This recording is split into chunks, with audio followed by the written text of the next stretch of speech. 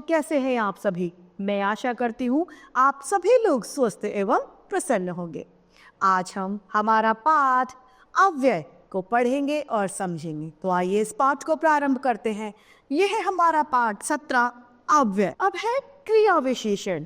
क्रिया विशेषण अर्थात जिन शब्दों में लिंग, वचन, काल आदि किन्हीं भी कारणों से कोई परिवर्तन नहीं होता है, उन्हें अविकारी शब्द या अव्यय कहा जाता है। अव्यय के भेद होते हैं। पहला है क्रिया विशेषण, दूसरा संबंध बोधक, तीसरा समुच्चय बोधक, चौथा विस्मयाबोधक और पांचवा निपात। पहला है हमारा क्रिया विशेषण। क्रिया विशेषण किसे कहते हैं? जो शब्द क्रिया की विशेषता प्रकट करते हो वे क्रिया विशेषण कहलाते हैं। क्रिया विशेषण के 4 प्रकार होते हैं: रीतिवाचक, कालवाचक, स्थानवाचक और परिमाणवाचक। रीतिवाचक क्रिया विशेषण जिन शब्दों से क्रिया की विधि या रीति के बारे में पता चलता है उन्हें हम रीतिवाचक क्रिया विशेषण कहते हैं। जैसे कि उदाहरण के लिए मोनू धीरे धीरे पढ़ता है, तो मोनू के पढ़ने की विशेषता क्या है? धीरे धीरे। और सोनम जल्दी जल्दी लिखती है, तो सोनम के लिखने की विशेषता क्या है? जल्दी। इन वाक्यों में धीरे धीरे और जल्दी जल्दी शब्द क्रिया की रीति बताते हैं, अतः ये रीतिवाचक विशेषण कहलाते हैं। अन्य रीतिवाचक शब्द ये है: तेज, कदापि, अवश्य, सहसा, सचमुच आदि। दूसरा है कालवाचक क्रिया विशेषण। क्रिया के होने का समय का बोध कराने वाले क्रिया विशेषण शब्दों को कालवाचक क्रिया विशेषण कहते हैं। मैं कल पटना जाऊंगी, तो इसमें हमें समय का बोध हो रहा है। जाने के साथ में यह बता रही है कि कल जाएगी, अतः क्रिया के साथ में समय का भी बोध यह करा रही है। और यश प्रतिदिन व्यायाम करता है। इन शब्दों में कल और प्रतिदिन शब्दों से कार्य के समय का बोध होता है, अतः ये कालवाचक क्रिया विशेषण के शब्द है। कालवाचक क्रिया विशेषण के शब्द शीघ्र, निरंतर, लगातार, अब, अभी, पूर्व, पश्चात, दिन भर आदि इसके उदाहरण हैं। स्थानवाचक क्रिया विशेषण जिन क्रिया विशेषण शब्दों से क्रिया के होने के साथ का बोध होता है उन्हें स्थानवाचक होने के स्थान का बोध होता है, उन्हें स्थानवाचक क्रिया विशेषण कहते हैं। जैसे कि आप यहाँ क्या कर रहे हो? इधर मुड़िए, घास पर बैठिए। इन वाक्यों में क्रिया के होने का स्थान का बोध आ रहा है, यह स्थानवाचक क्रिया विशेषण है। स्थानवाचक क्रिया विशेषण में भीतर, बाहर, उस ओर, इस ओर, दाएं बाएं, ऊपर नीचे आदि सम्मिलित है। और आखिरी है हमारा परिमाणवाचक क्रिया विशेषण। इस विशेषण में हमें क्रिया की अधिकता, न्यूनता आदि का परिणाम का बोध होता है, अतः इसे परिमाणवाचक क्रिया विशेषण कहते हैं।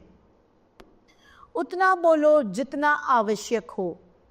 उसने काफी समय सफाई कर दी, तो उतना और काफी शब्द क्रिया के परिमाण का बोध करा रहे हैं, अतः ये परिमाणवाचक क्रिया विशेषण कहलाते हैं। परिमाणवाचक क्रिया विशेषण में अत्यंत, अधिक, लगभग, ठीक, कुछ ज्यादा आदि सम्मिलित हैं। अब है हमारा अभ्यास कार्य इसका। पहला, सही उत्तर पर हमें सही चिन्ह लगाना है। अविकारी और अव्यय का अर्थ है समान या अलग अलग। समान। दूसरा, क्रिया की विशेषता बताते हैं। विशेषण या क्रिया विशेषण। क्रिया विशेषण। अकस्मात तूफान आया में रेखांकित पद है रीतिवाचक या कालवाचक। उतना, जितना, काफी आदि शब्द का बोध कराते हैं, रीति को या परिणाम को, यह परिमाण को। रिक्त स्थान में उचित क्रिया विशेषण भरिए। पहला क, चोर की आहट पर दिल जोर से धड़कने लगा।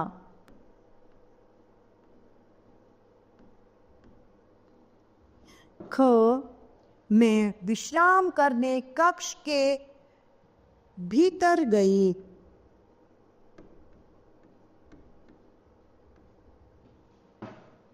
ग, मोहन पिताजी के साथ वहां गए।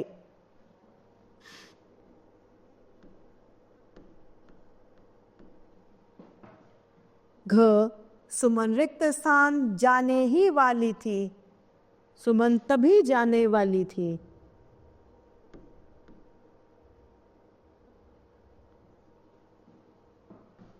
अब है हमारा संबंध बोधक अव्यय। वे अविकारी शब्द जो वाक्य के पदों का संबंध वाक्य के किसी संज्ञा या सर्वनाम से जोड़ते हैं, उन्हें संबंध बोधक कहते हैं। जैसे कि तिराए के आगे पार्क है, राधा ने फलों की ओर देखा। तो इस वाक्य में के आगे और की ओर शब्द वाक्य के संज्ञा और सर्वनाम शब्दों में संबंध वाक्य के दूसरे शब्दों से बता रहे हैं, इसलिए ये शब्द संबंध बोधक अव्यय हैं। कुछ संबंध बोधक अव्यय यहाँ पर पढ़िए। के बाद, के पहले, के समीप, के निकट या के पास, के साथ, के समान, के भीतर, के ऊपर, के नीचे आदि संबोधन और क्रिया विशेषण दोनों ही अविकारी शब्द हैं। अनेक शब्द जैसे बाहर, अंदर, ऊपर, नीचे, आगे, पीछे आदि का प्रयोग संबंध बोधक और क्रिया विशेषण दोनों ही प्रकार से किया जाता है। अब है इसका अभ्यास कार्य। पहला, निम्नलिखित वाक्यों में से संबंध बोधक शब्दों को रेखांकित कीजिए। कमरे के अंदर दादाजी बैठे हैं, तो के अंदर। छत के ऊपर पतंगे लहरा रही हैं, तो के ऊपर। ग, डर के मारे वह थर थर कांप रहा था, तो के मारे।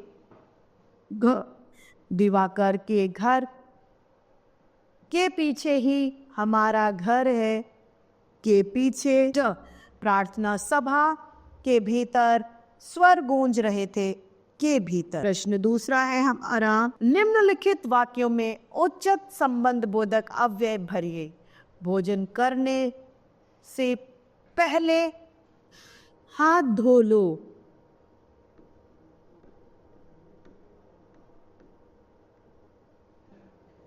ख, वह तिरंगे के सामने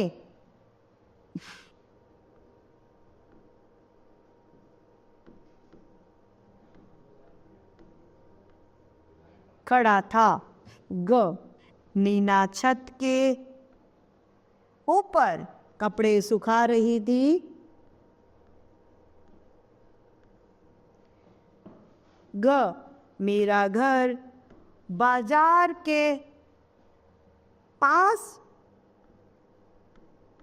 ही है।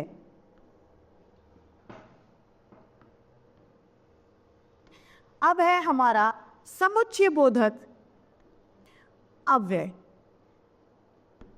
वे अविकारी शब्द जो शब्दों, वाक्यांशों और उपवाक्यों को आपस में जोड़ते हैं, उन्हें समुच्चय बोधक अव्यय या फिर समुच्चय बोधक योजक कहते हैं। क, पिताजी ने उसे काफी समझाया, किंतु या लेकिन वह नहीं माना। मेरी दीदी तथा भैया दोनों ही हमेशा मेरा ध्यान रखते हैं। झूठ बोलने पर दंड तो मिलेगा ही, इसीलिए कभी झूठ नहीं बोलना चाहिए। घ, कम खाओ अन्यथा, यानी वरना मोटे हो जाओगे। ड, खूब पढ़ो ताकि अच्छे अंक ला सकूं। इन शब्दों में आपने देखा किंतु, तथा, इसीलिए, अन्यथा और ताकि जो शब्द हैं ये वाक्य को आपस में जोड़ रहे हैं, अतः ये समुच्चय बोधक अव्यय कहलाते हैं। समुच्चय बोधक अव्यय में मगर, अथवा, और, चाहे, किंतु, यद्यपि, तथापि, नहीं तो, बल्कि आदि शब्द भी सम्मिलित है। आइए इसका अभ्यास कार्य देखते हैं। दिए गए वाक्यों में समुच्चय बोधक शब्दों को रेखांकित करना है। ठंड बहुत थी इसीलिए कल छुट्टी ले ली।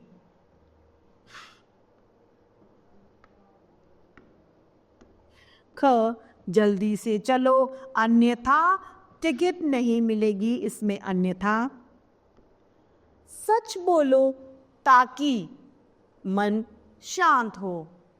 घ, राजू और मधु और उसे समझाना व्यर्थ है क्योंकि वह बड़ा जिद्दी है। प्रश्न दूसरा, दिए गए समुच्चय बोधक अवयवों में से उचित चुनाव करके हमें रिक्त स्थानों की पूर्ति करनी है। क, पहले हाथ धो लो तत्पश्चात खाना खाओ।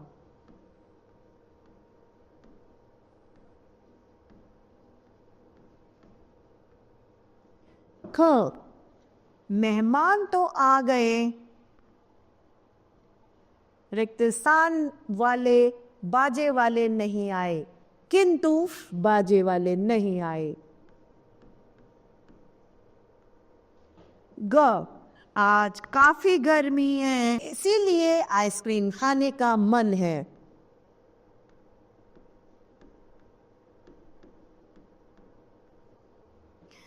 घ, बच्चे को लोरी सुनाओ ताकि वह सो जाए।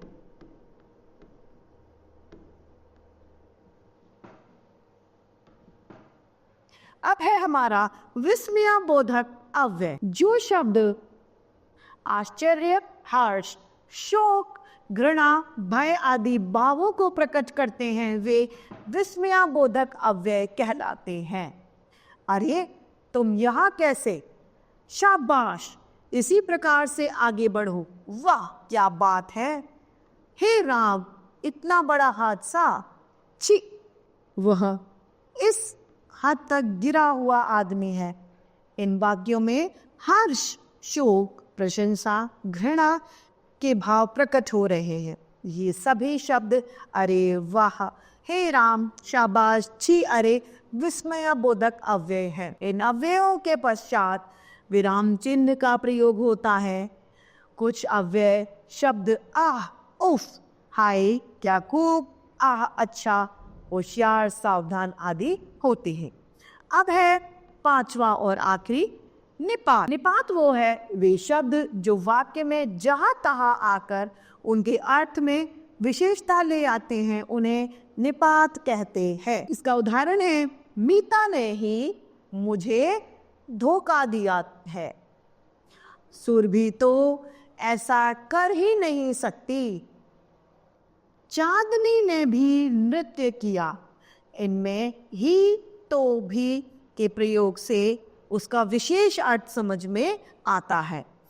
जैसे पहले वाक्य में ही से पता चलता है कि केवल मीता ने ही धोखा दिया है और किसी और ने नहीं। कुछ अन्य निपात हैं, ना, भर, तक आदि। अब है इसके अभ्यास कार्य।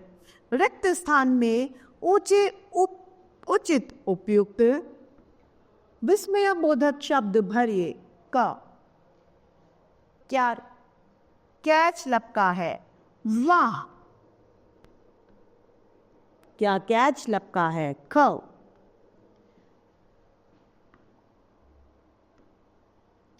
कितनी सुंदर साड़ी है। वाह, कितनी सुंदर साड़ी है। ग, अरे मैं तो डर ही गई थी। घ, रिक्त स्थान ऊपर, काफी खतरा है। अरे ऊपर काफी खतरा है।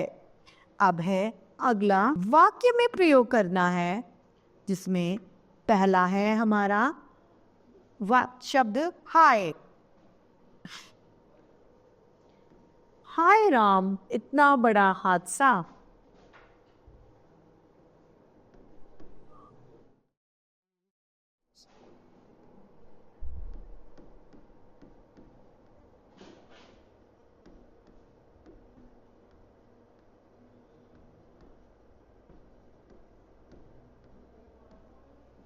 दूसरा वाह वाह, वाह वाह।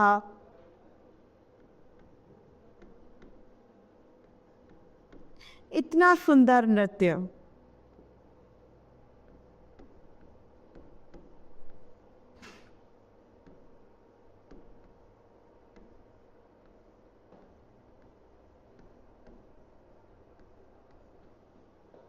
अगला है शाबाश, शाबाश।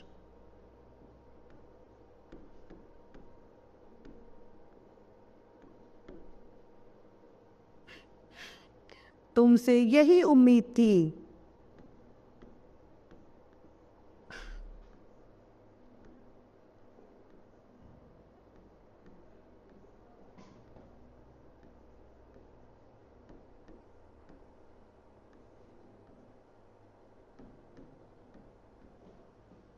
छी,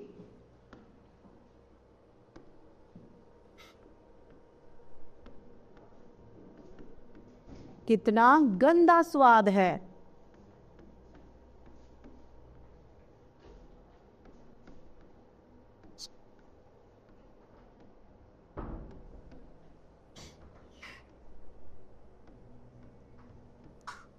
अब है प्रश्न तीसरा हमारा, सही स्थान पर उचित विस्मयबोधक चिन्ह लगाइए।